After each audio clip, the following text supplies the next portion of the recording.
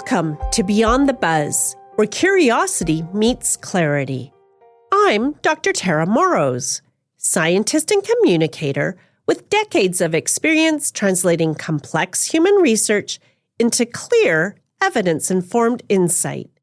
Today, we're looking at seed oils and health, a topic that's gained a lot of attention, often framed as something to avoid or eliminate.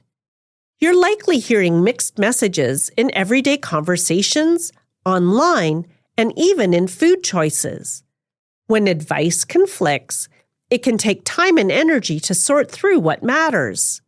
Simple rules can feel convincing, even when the evidence doesn't fully support them. Let's take a closer look together, starting with what's driving the buzz. Seed oils, like soybean, corn, sunflower, and canola oils used in cooking and packaged foods, are often discussed as harmful, especially online.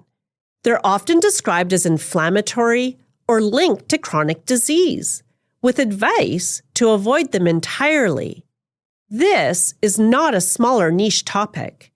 A recent survey found that 28% of people report actively avoiding seed oils, roughly 1 in 4 of us.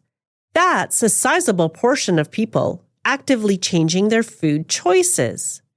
There is also a large and growing industry behind these products.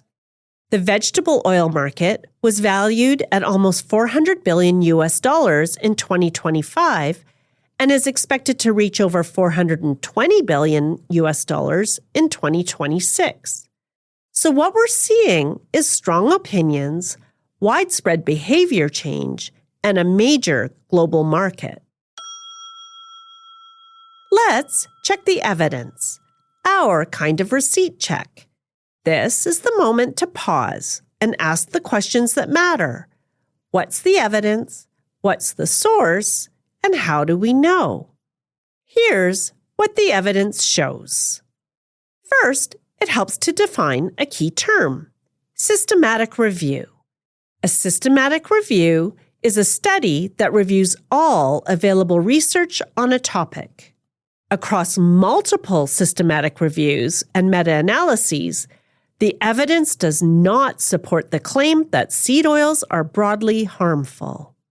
In fact, when looking at linoleic acid, a type of omega-6 fat commonly found in seed oils, higher intake has been associated with a lower risk of coronary heart disease in long-term observational studies. Linoleic acid intake has also been linked to lower overall mortality in pooled analyses of population studies. When researchers compared different fats, replacing saturated fats, typically solid fats like butter, with unsaturated fats from vegetable oils, tends to improve blood lipid profiles, including lowering LDL cholesterol. LDL cholesterol, often called bad cholesterol, is linked to heart disease risk. Another common concern is inflammation. But controlled trials, summarized in systematic reviews, do not show that higher linoleic acid intake increases markers of inflammation in healthy people.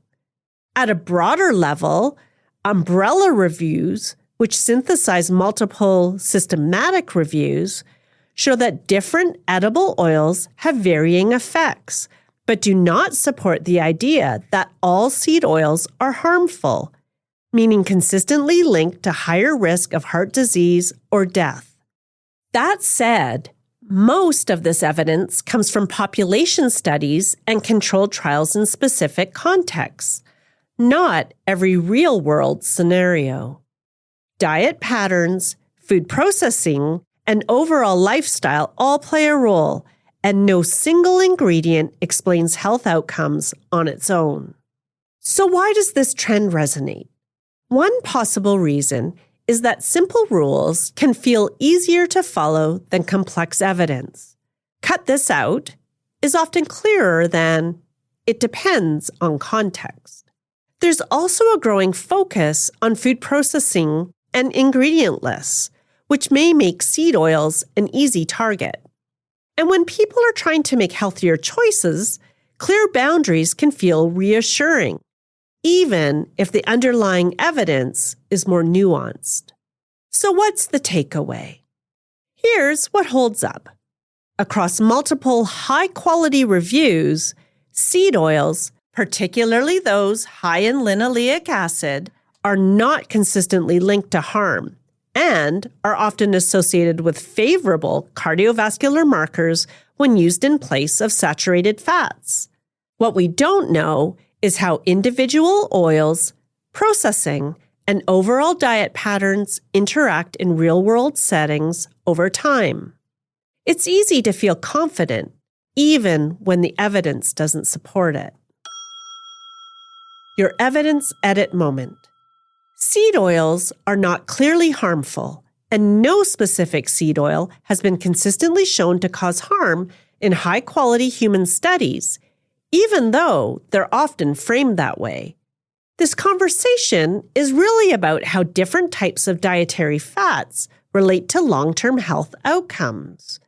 Across systematic reviews and meta-analyses, the evidence does not show increased inflammation or harm from typical intake, and in some cases shows associations with improved cardiovascular markers when replacing saturated fats.